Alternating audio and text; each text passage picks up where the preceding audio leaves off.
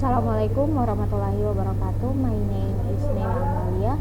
So I would like to interpret the video about climate change. When glaciers melt at an accelerated rate due to climate change, it disrupts the entire natural water cycle. Ketika gletser mencair dengan kecepatan yang meningkat akibat perubahan iklim, hal ini mengganggu siklus air alami secara keseluruhan. This not only impacts the water availability, but also intensifies the risk such as floods, landslides, and these disruptions pose significant threat to ecosystems, economies, the livelihood of countless people around the world. Hal ini tidak hanya mempengaruhi ketersediaan air, tapi juga memperparah risiko seperti banjir, longsor, dan gangguan ini menimbulkan ancaman serius bagi ekosistem, ekonomi, serta mata pencaharian jutaan orang di seluruh dunia. We have about 275,000 glaciers worldwide and holding up to 70% of the global freshwater. So that's massive. Kita memiliki sekitar 275.000 gletser di seluruh dunia dan menyimpan hingga 70% air tawar global. Itu jumlah yang sangat besar. Since 1975, we have seen that 9,000 gigatons of freshwater has been lost.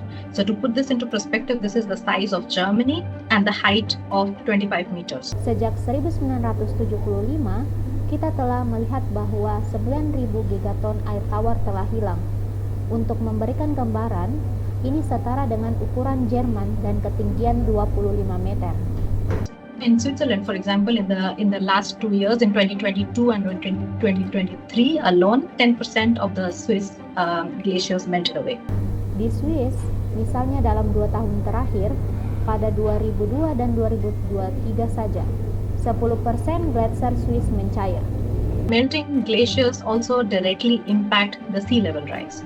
It's the second largest contributor to the rising levels of sea, and with every millimeter of sea level that's rising, somewhere between 200 and 300,000 people are exposed to annual flooding. Gletser yang mencair juga secara langsung mempengaruhi kenaikan permukaan laut. Ini adalah kontributor terbesar kedua terhadap kenaikan permukaan laut. Dan dengan setiap milimeter kenaikan permukaan laut, antara 200 dan 300 ribu orang terpapar banjir tahunan. It's a global problem and hence need a global solution because these problems are of shared natural resources. Ini adalah masalah global dan oleh karena itu membutuhkan solusi global karena masalah ini berkaitan dengan sumber daya alam yang dibagikan.